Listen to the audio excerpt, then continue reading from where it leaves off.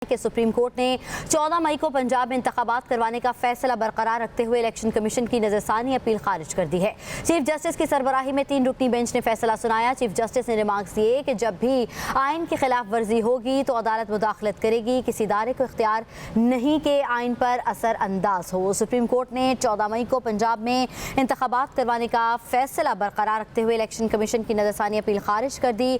Chief justice की सरबराही में 3 रुकनी bench ने फैसला सुनाया। चीफ जस्टिस ने रिमार्क्स दिए कि जब भी आइन की खिलाफ वर्जी होगी तो अदालत मुदाखलत करेगी, किसी इदारे को इख्तियार नहीं कि आइन पर असर अंदाज हो। अमजद भट्टी ने हमें ज्वाइन किया है, मजीद तफसीलात हासिल करते हैं। अमजद भट्टी, बताइएगा मजीद क्या रिमार्क्स दिए गए हैं चीफ जस्टिस की जानिब से? बिल्कुल, जो पंजाब भर में इंतखाबात कराने से मुतालिक जो सुप्रीम कोर्ट का 14 मई का जो हुक्म था और इस फैसले के खिलाफ इलेक्शन कमीशन की जानिब से सुप्रीम कोर्ट में नजरसानी दरख्वास्त दायर की गई थी। आज इस केस की समाअत मुकम्मल होने पर सुप्रीम कोर्ट की जानिब से बड़ा फैसला सुना दिया गया है और सुप्रीम कोर्ट ने पंजाब में इलेक्शन से मुतालिक सुप्रीम कोर्ट के फैसले के खिलाफ इलेक्शन कमीशन की नजरसानी दरख्वास्त जो है वो खारिज कर दी है। और इस हवाले से आज दौरान समाअत इलेक्शन कमीशन के वकील सजीद सवाती ने अदालत से कुछ मोहलत की इस्तदा की। उनका कहना था कि अदालत का इस बारे में तहरीरी फैसला कुछ दिन पहले आ चुका है और उन्हें मोहलत दी जाए कि वो इस पर तैयारी करके कुछ मारूजात पेश करें।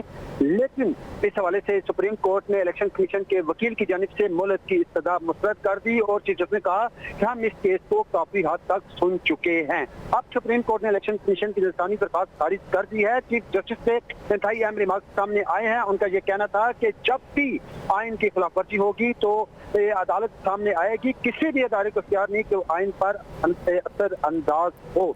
आज इस हवाले से जो इलेक्शन कमीशन के जो वकील थे उनका ये कहना था कि इलेक्शन कमीशन को तारीख आइन के तहत इख्तियार तो नहीं, लेकिन इलेक्शन कमीशन जो है वो जरूरत के तहत जरूरत के तहत फैसला कर सकता है। लेकिन सुप्रीम कोर्ट ने वाज़ेह तौर पर यह करार दिया है कि इलेक्शन का 90 रोज के दिन जो इलेक्शन है वो एक आइन का बुनियादी तकाजा है और आइन का ये तकाजा यही है कि इलेक्शन जो है वो असेंबली टूटने के बाद 90 दिन के अंदर हों।